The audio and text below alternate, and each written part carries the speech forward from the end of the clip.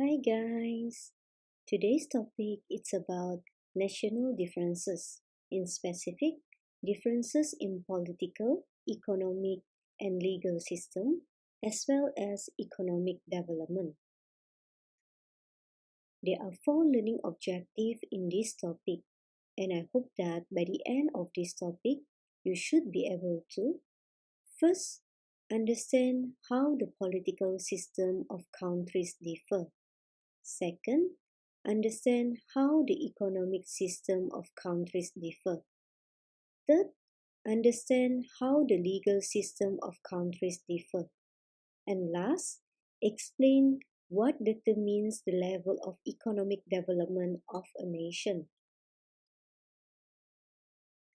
International business is much more complicated than domestic business because countries differ in many ways.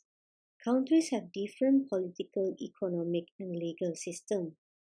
All these differences can and do have major implications for the practice of international business. They have a profound impact on the benefit, cost, and risk associated with doing business in different countries, the way in which operation in different countries should be managed, and the strategy international firms should pursue in different countries. The political system of a country shapes its economic and legal system. As such, we need to understand the nature of different political systems before discussing economic and legal system.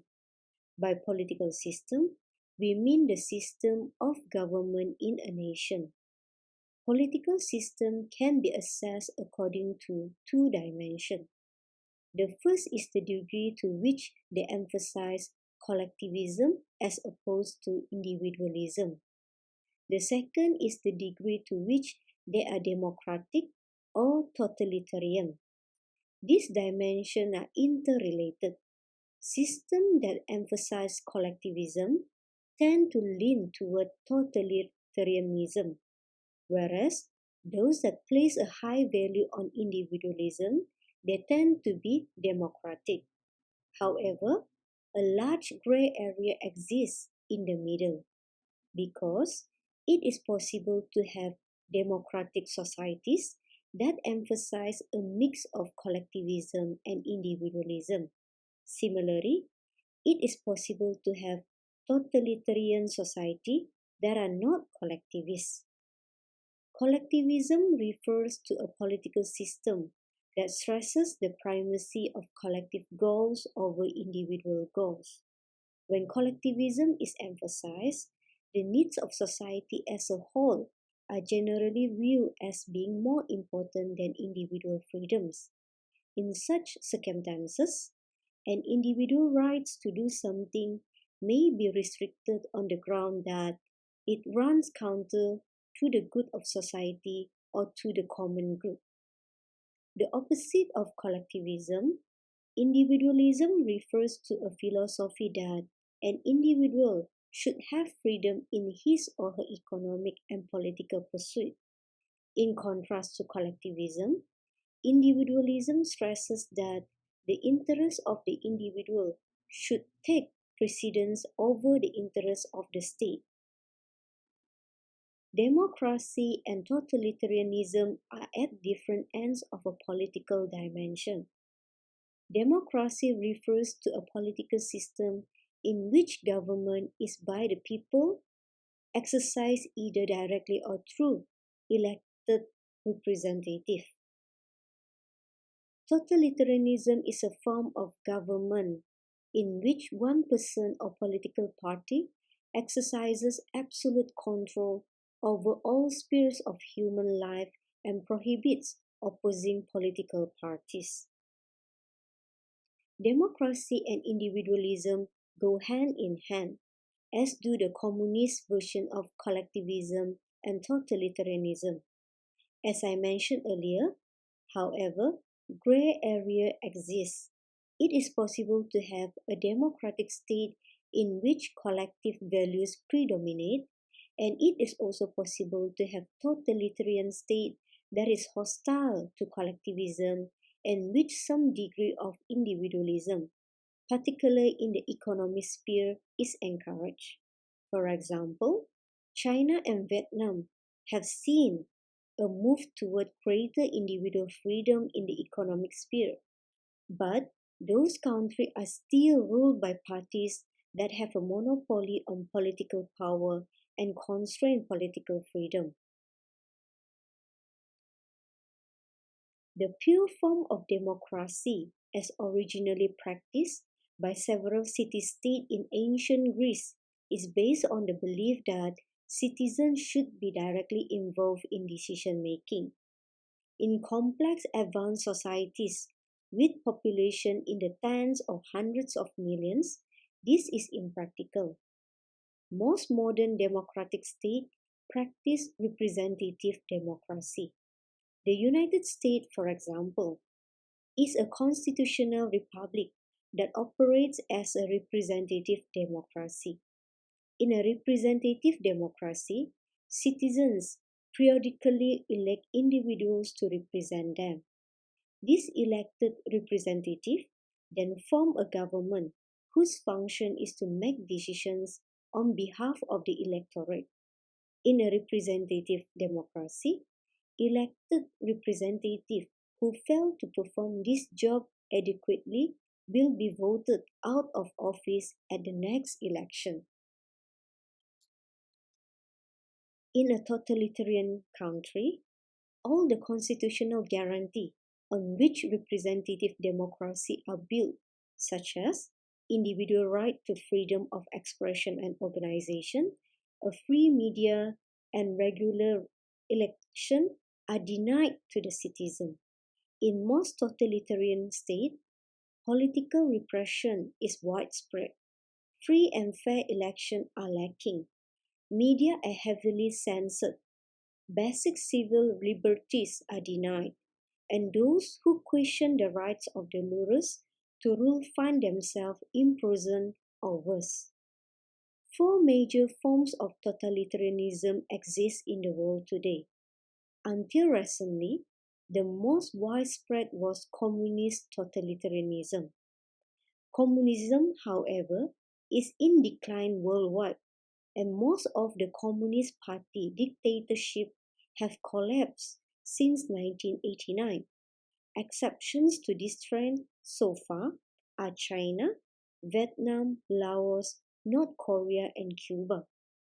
Although most of these states exhibit clear signs that the Communist Party monopoly on political power is eroding. In many respects, the governments of China, Vietnam, and Laos are communist in name only because those nations have adopted wide-ranging market-based economic reform. There remain, however, totalitarian states that deny many basic civil liberties to their citizens. A second form of totalitarianism might be labeled theocratic totalitarianism. Theocratic totalitarianism is found in states where political power is monopolized by a party, group, or individual that governs according to religious principle.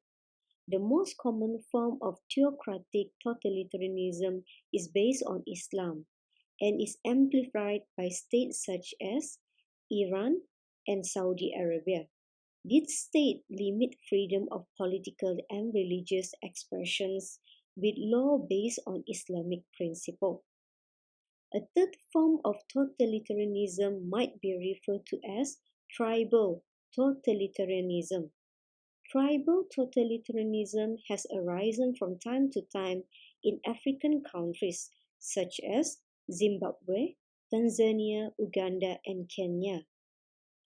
A fourth major form of totalitarianism might be described as right-wing totalitarianism. Right-wing totalitarianism generally permits some individual economic freedom, but restrict individual political freedom, frequently on the grounds that it would lead to the rise of communism. A common feature of many right-wing dictatorships is an overt hostility to socialist or communist ideas. Many right-wing totalitarian governments are backed by the military, and in some cases, the government may be made up of military officers. It should be clear from the previous section that political ideology and economic system are connected. In countries where individual goals are given primacy over collective goals, we are more likely to find market-based economic system.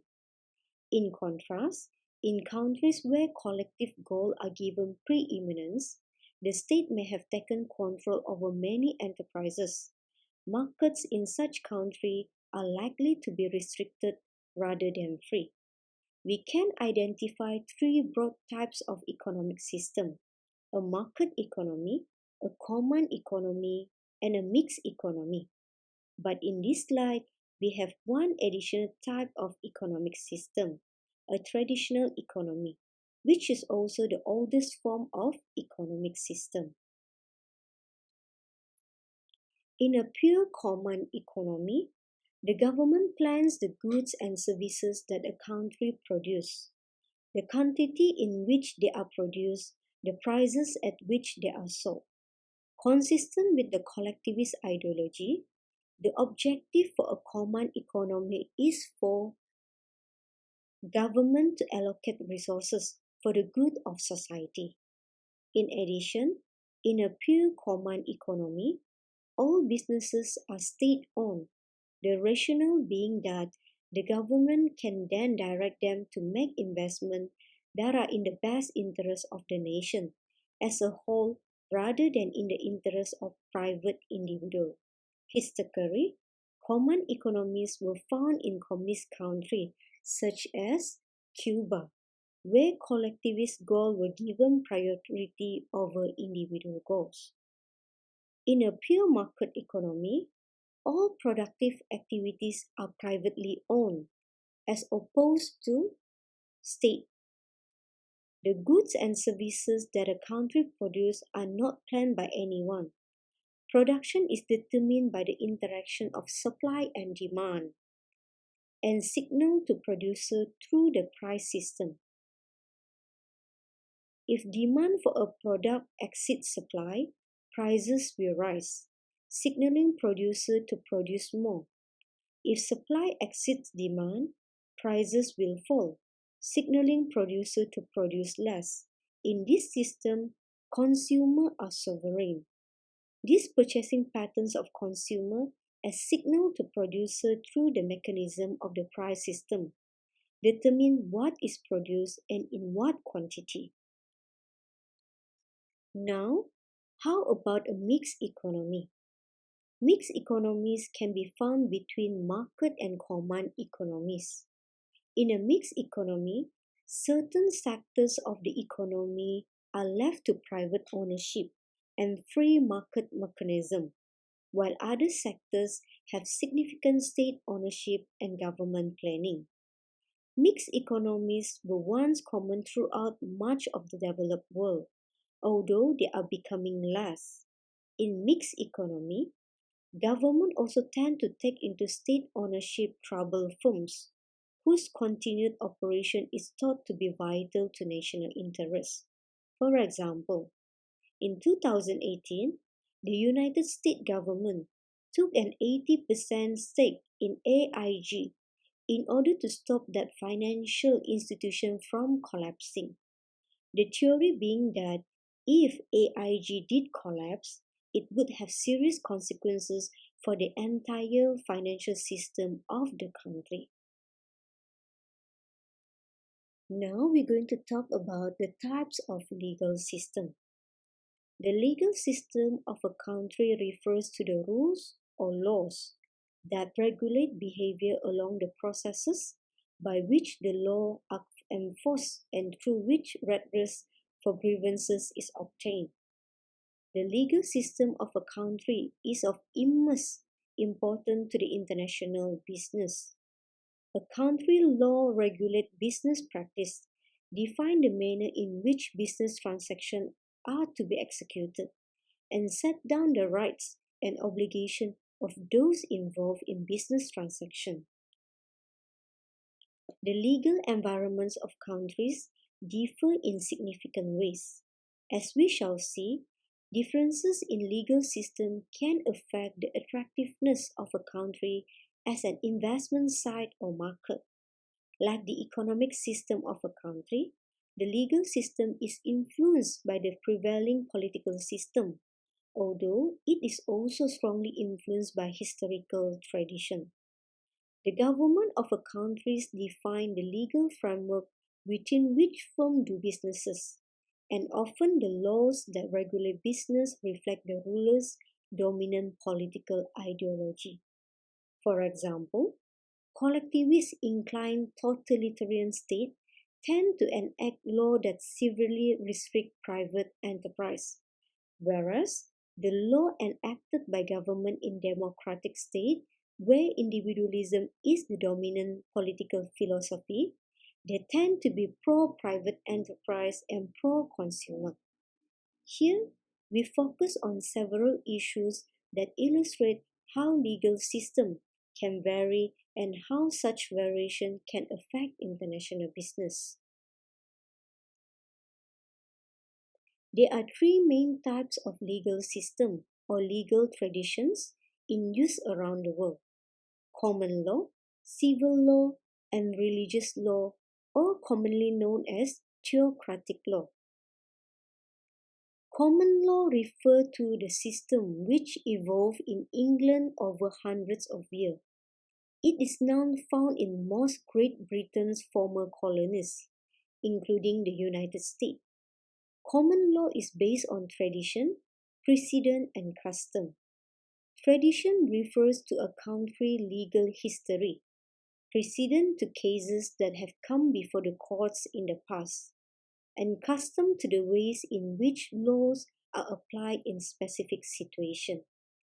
When law courts interpret common law, they do so with regard to this characteristic. This gives a common law system a degree of flexibility that other systems lack. Judges in a common law system have the power to interpret the law so that it applies to the unique circumstances of an individual cases. In turn, each new interpretation sets a precedent that may be followed in future cases. As new precedents arise, laws may be altered, clarified, or amended to deal with the new situation. A civil law system is based on a detailed set of laws organized into courts. When law courts interpret civil law, they do so with regard to this court. More than 80 countries, including Germany, France, Japan, and Russia, operate with a civil law system. A civil law system tends to be less adversarial than a common law system because the judges rely on detailed legal codes rather than interpreting tradition, precedent, and custom. Judges under a civil law system have less flexibility than those under a common law system. Judges in a common law system have the power to interpret the law, whereas judges in a civil law system have the power only to apply the law. Religious or theocratic law. A religious law system is one in which the law is based on religious teaching. Islamic law is the most widely practiced theocratic legal system in the modern world, although usage of both Hindu and Jewish law persisted into the 20th century. Islamic law is primarily a moral rather than a commercial law, and is intended to govern all aspects of life. Corruption has been well documented in every society, from the bank of the Congo River to the palace of the Dutch royal family, from Japanese politicians to Brazilian bankers, and from government officials in Zimbabwe to the New York City Police Department. The government of the late Ferdinand Marcos in the Philippines was famous for demanding bribes from foreign businesses wishing to set up operation in that country. The same was true of government officials in Indonesia under the rule of former President Suharto. No society is immune to corruption. However, there are systematic differences in the extent of corruption. We can see from this slide it shows the country corruption rankings in 2019. Those that in red color indicated highly corrupted countries, whereas those in orange to yellow color indicate that the country are very clean.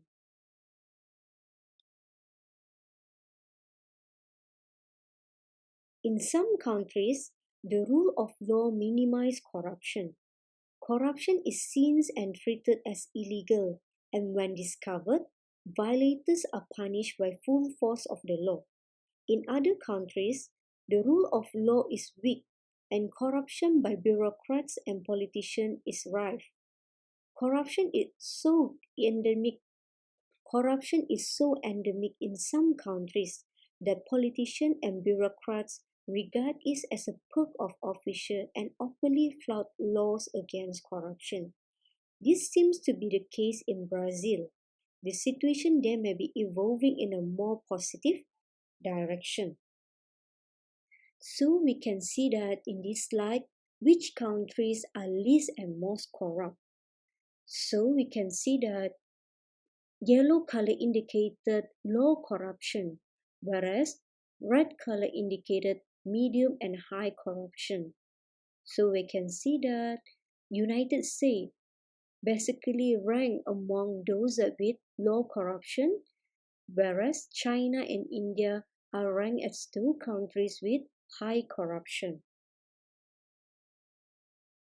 Economic evidence suggests that high level of corruption significantly reduce the foreign direct investment, level of international trade, and economic growth rate in a country. By siphoning off profits, corrupt politicians and bureaucrats reduce the returns to business investment and hence reduce the incentive of both domestic and foreign businesses to invest in that country. The lower level of investment that result hurts economic growth. Therefore, we will expect countries with high level of corruption such as China, India, Indonesia, Nigeria, and Russia to have a lower rate of economic growth that might otherwise have been the case. Thus far, we have described how countries differ with regard to their political system, economic system, and legal system. Now we build on this material to explain how these differences influence the level of economic development of a nation, and thus how attractive it is as a place for doing business. There are two aspects to be considered to measure economic development among countries. First, in terms of how well is the economic doing, and second, how well are the people doing. In order for an economy or a country to be considered as developed, the country must do well in both aspects. Different countries have dramatically different level of economic development. One common measure of economic development is country gross domestic product (GDP), gross national product (GNP), and gross national income (GNI). So we can see the differences in this slide between GNP, GDP, and GNI. However, GDP, GNP, and GNI figures can be misleading because they don't consider differences in the cost of living.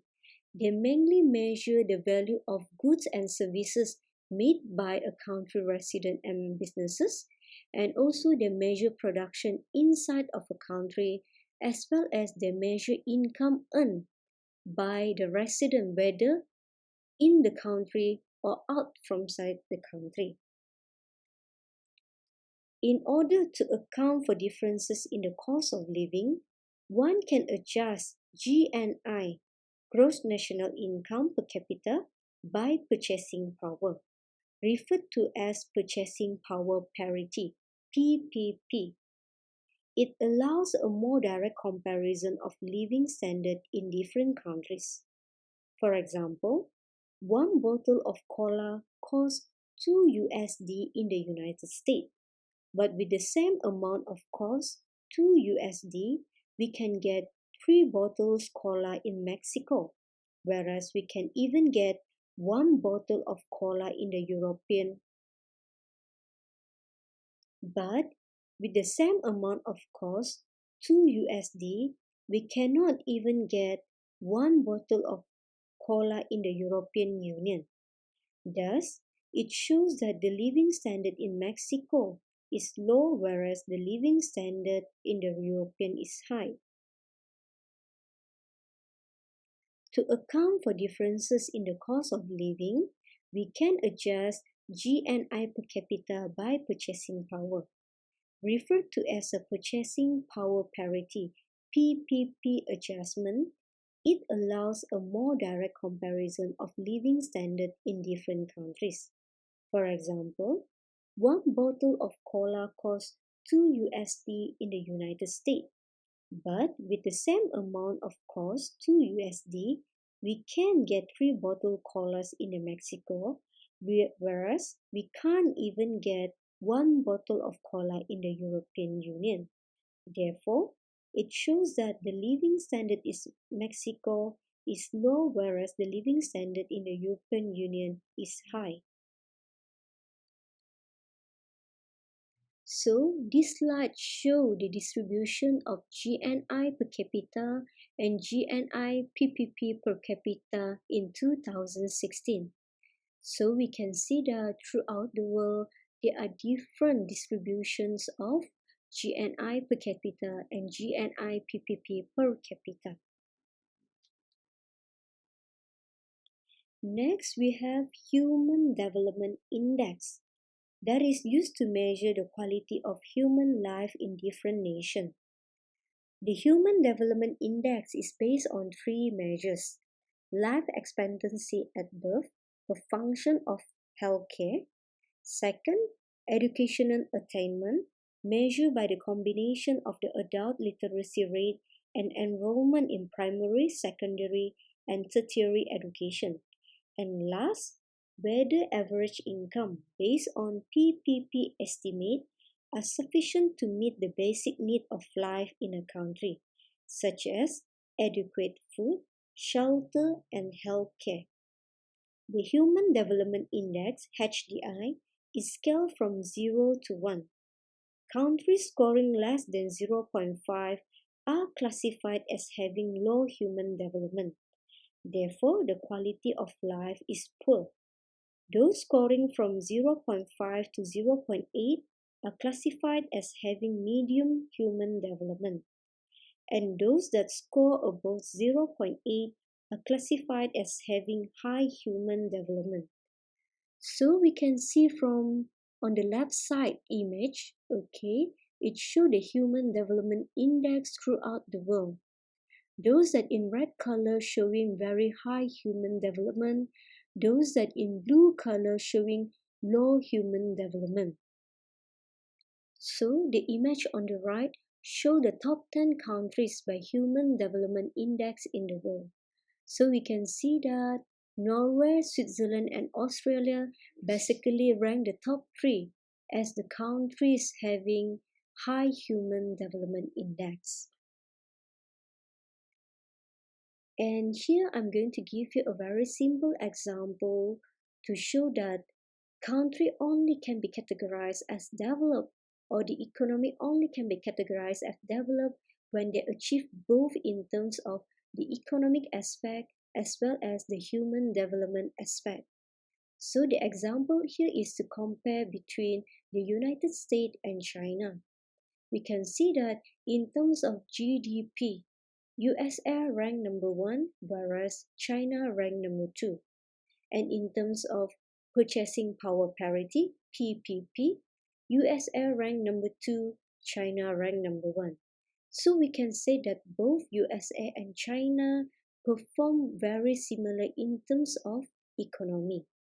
But how about Human Development Index? Okay, USA ranked number 15, whereas China ranked number 85. It is such a big gap.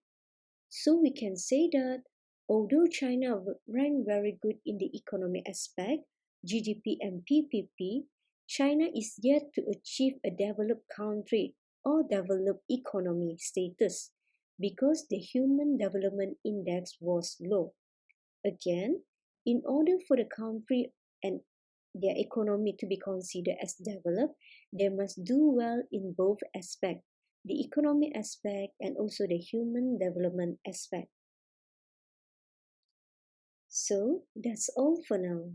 Thank you and see you in the next topic. Bye.